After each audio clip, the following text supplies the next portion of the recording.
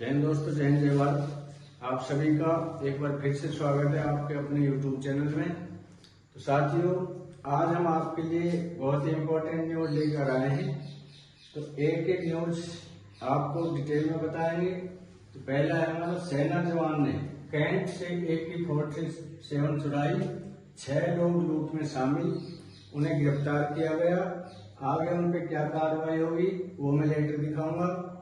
दूसरा है हमारे 8 CPC में अलग अलग फिटमेंट फैक्टर, नई बेसिक पे का चार्ज जारी।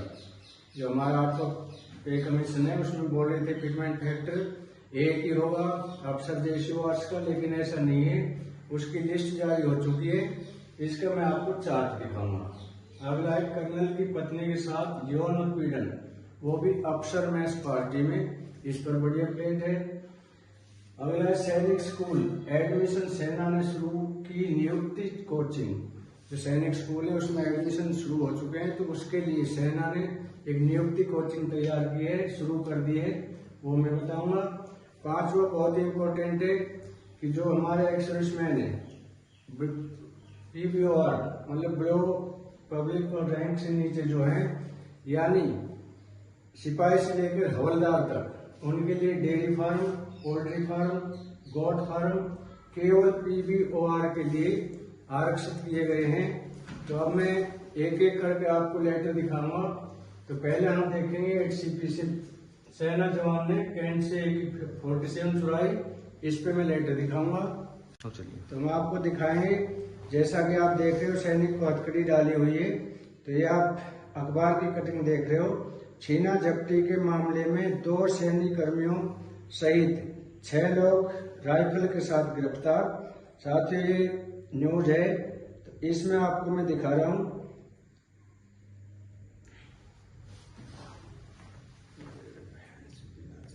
तो ये भटिंडा पुलिस ने एक संक्षिप्त मुठभेड़ के बाद भारतीय सेना के 2 लोगों सहित 6 लोगों को गिरफ्तार किया है।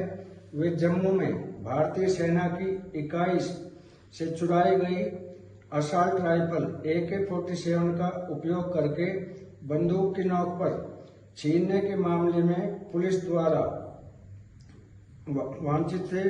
पुलिस ने अभी तक इनमें से 2 के सेना में सेवारत होने के दावों की पुष्टि नहीं की है और उनमें से एक असॉल्ट राइफल की चोरी के लिए सेना द्वारा पूछताछ का सामना कर रहा है। जानकारी के अनुसार 11 मार्च की शाम को भटिंडा के पास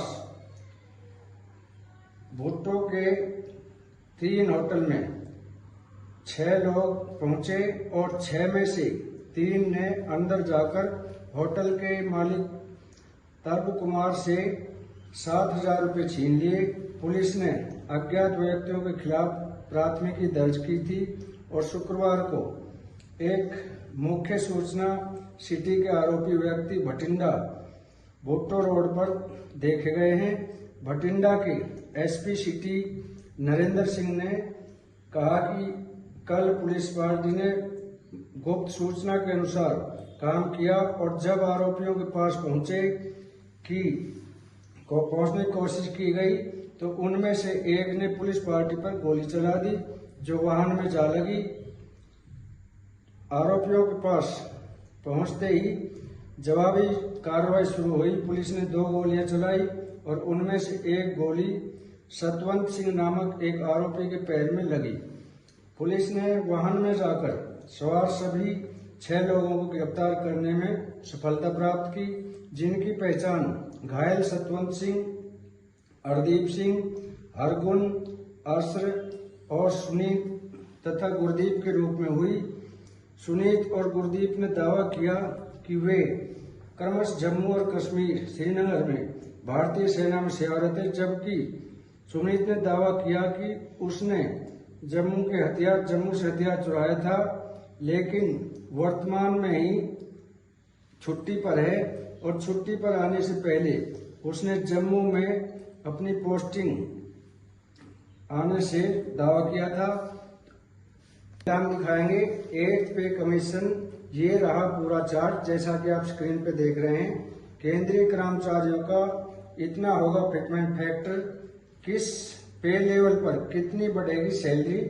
तो केंद्रीय कर्मचारियों की बेसिक सैलरी तय करने में फिटमेंट फैक्टर सबसे अहम भूमिका निभाता है। 7वें वेतन आयोग यानी 7 CPC में यह 2.57 था, जिससे न्यूनतम सैलरी 7,000 से बढ़कर 18,000 हो गई थी। अब 8वें वेतन आयोग में फिटमेंट फैक्टर को लेकर 3 अलग अलग अनुमानों की चर्चा है। पहला है 192, दूसरा 208 और 2.86।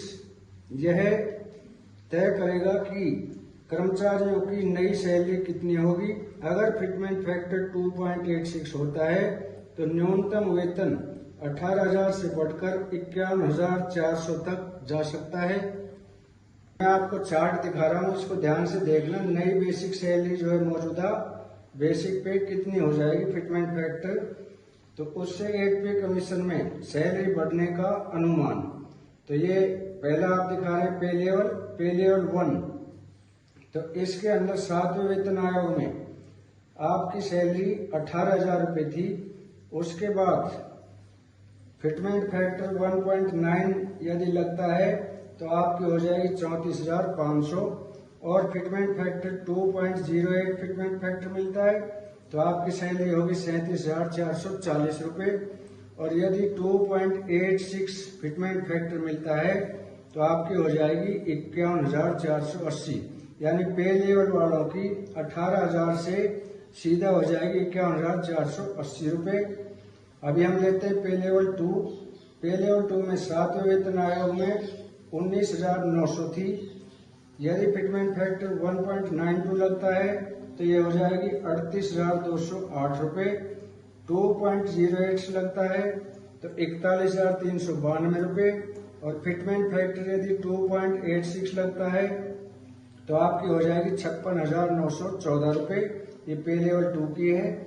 और पे लेवल 3 में पे लेवल 3 की हम दिखाते हैं आपको 21,700 7वें वेतन आयोग में 1.92 फिटमेंट फैक्टर से 41,664 रुपये। 2.08 से 45,136 रुपये और 2.86 से 62,062 रुपये हो जाएगी। अब पे लेवल 4 लेते हैं। पे लेवल 4 की अभी मौजूदा सैलरी बेसिक है 25,500 रुपये।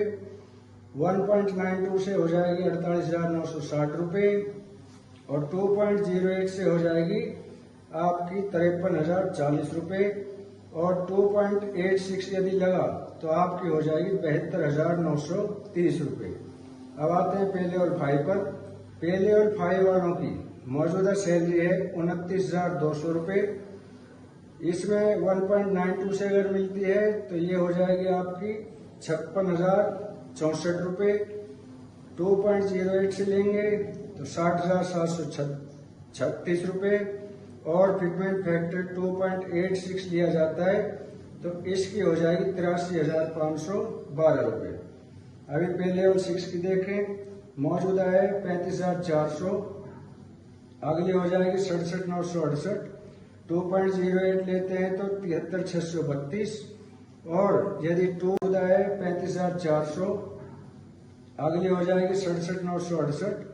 2.08 लेते हैं तो 73,632 और यदि 2.86 मिलता है तो ये 1 लाख को क्रॉस कर जाएगी यानी 1,01,244 रुपये। अब पे लेवल 7 पे आते हैं। पे लेवल 7 में मौजूदा आपकी बेसिक है 44,900, उसके बाद हो जाएगी आपकी 86,208 रुपये और फिटमेंट फैक्टर 2.08 से हो जाएगी 93,392 रुपये और फिटमेंट फैक्टर 2.86 से हो जाएगी 1,28,414 रुपये। अब पे लेवल 8 पे आते हैं। पे लेवल 8 में मौजूदा जो सैलरी है बेसिक है वो 47,600 रुपये और फिटमेंट फैक्टर 1.92 में लेते हैं तो 91,392 रुपये और 2.08 लेते हैं तो 99,008 रुपये और यदि फिटमेंट फैक्टर 2.86 लगता है तो ये बढ़कर हो जाएगी आपकी 1,36,136 रुपये। आते हैं पे लेवल 8 पे।